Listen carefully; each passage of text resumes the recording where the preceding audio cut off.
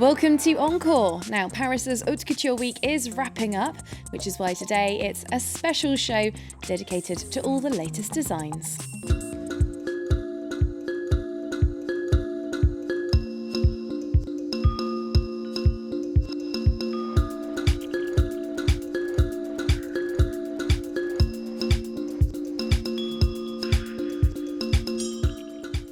We're bringing you the cream of the catwalk shows, the hottest up-and-coming talent with young Paris-based designer Yixing Yin, and we're finding out why fashion history is back with a vengeance this season. So thanks very much for joining us for the show. Welcome also to our fashion critic, Jessica Michaud. Hi, great to be here. Nice to have you with us. And of course, welcome to our guest, Yixing Yin. Hello. Very nice to see you. Now, this is, of course, the week when fashion houses get to show off their most elaborate, finest, and of course, most expensive designs. Yixing Yin, what does Haute Couture Week mean to you? To me, it's a platform for expression with no conditions or reserves. So basically, I see couture as a laboratory where I get to experiment and tell a story and share an emotion. And how long do you take in preparing for an Haute Couture Week? Basically, it's the final result of 6 months of really hard work. Wow, 6 months. And it all comes down to one show. Exactly, that last 10 minutes. Exactly. Well, we'll come back to speak to you about your own designs in just a couple of minutes. We'll just move on to Jessica now, though. You've been running around to all of the shows, as usual. Tell us about some of your favourite moments that you've seen at this Haute Couture Week. Well, I have to say what's been really exciting is this departure from the theatrics a bit of haute couture, something that seems to be real world couture. And one of the places that we saw that was at Chanel, where Karl Lagerfeld kind of took the models off the pedestal. You see them hopping down the catwalk and the staircases because they're actually wearing sneakers instead of high heels, and it gave a youthful freshness to the collection that was quite unexpected. And then of course you're also seeing that kind of hourglass shape with the corseted waist there, and that also had a youthful, young and vibrant feel to it. So that was quite an unexpected touch, and it was also this kind of new and vibrant and real kind of couture that we saw at Dior as well, where designer Raf Simons did something that had clothing that had a lot of movement to it, a lot of lightness and freshness to it, something that felt completely modern, nothing that felt like it had been touched by history. It all felt like something unique and of this time and not referential to anything in the past. This is the first time that we didn't see him touching on the past of the house and really making it his own. Yeah, they look like outfits that one might actually wear in real life, which isn't always the case for couture, is Absolutely. it? Yixing, might you put your models in trainers, flat shoes, that kind of thing? Yeah, I think it's a cool styling movement, and it really gives attitude, and you can imagine yourself as a woman more easily in those clothes. And I think that the couture clientele now has changed a lot. And for me, for my clients, they are very young girls often, so they like to be cool, and they're real women living, and they need to be able to live and breathe in their garments. And run for the metro sometimes as well, of course. Not in couture, but yeah. Maybe.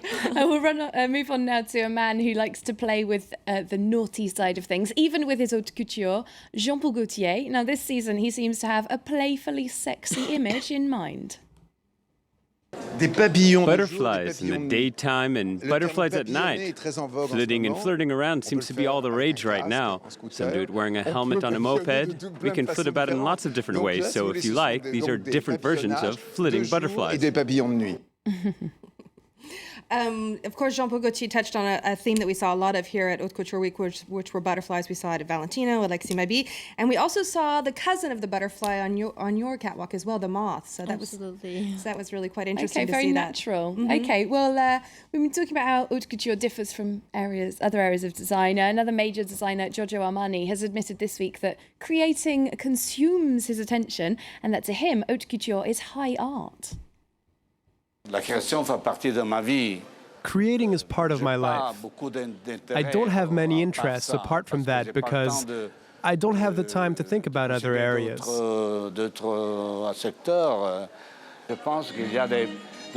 I think there are pieces that should be put in frames and hung on the wall.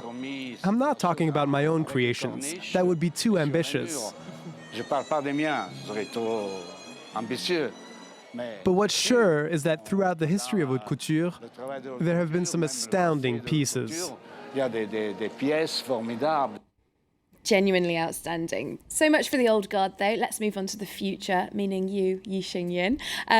Now, you came to France from China with your family, aged just 4, studied at the National School of Decorative Arts, and since 2011, you've been a regular at Haute Couture Week, and French Vogue actually named you as one of their top rising star designers, so amazing rise to fame there. Looking at your designs that we can see on the screen now, they're quite sort of sculptural to me. What's your design philosophy? Yeah, absolutely. I started designing garments when I really fell in love with the fabric. It was an encounter, and every design is a first encounter with the fabric.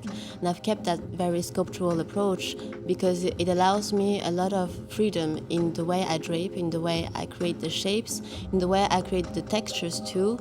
And it's like a sensuous wandering. We don't really know where the design is going to end, and couture gives me that possibility and that exercise which I love to make. Well, talking about that choice, I find it quite interesting. Most young designers will go into ready-to-wear, but you chose to go straight into, the summum of fashion, which is haute couture. Why did you make that decision? Well, actually, creating garment fashion is just a support for me to express an emotion, to share a narrative. So therefore, I loved working with different mediums. Just the base of the sculpture is the human body living and breathing, which makes it a lot more interesting. And that's how I view this exercise. And again, it's a laboratory for me. And what about how difficult was it for you to get into haute couture? I mean, it's you're a guest of haute couture, but it's a very closed and close-knit organization. I mean, how hard was it to break in? Actually, I just did one show on the off calendar, after which the Fédération invited me to become a guest member, and I was lucky to be parrainée by Rav Toledano. And since then, I've been showing every season in couture. I think I'm very lucky, and there are not so many places in that calendar. I'm certainly jealous of your life, even though I'm sure it's very hard work. It is hard work. Well, Jessica, just enlighten us briefly about what the official haute couture label is and one of the latest people to get it. Well, what it is actually, if you would think about it, it's kind of like champagne. To have the actual appellation of haute couture, it's an honor, and it's a way to protect the heritage of France. It's a real part of the DNA of the French culture, and it's a way that, just like with champagne, that we're protecting the finest of design in the fashion industry. And this year in December, we had a new member anointed by the Fédération, and that's Bouchra Gérard, and she is quite a powerhouse, really a woman who believes in haute couture for the real world.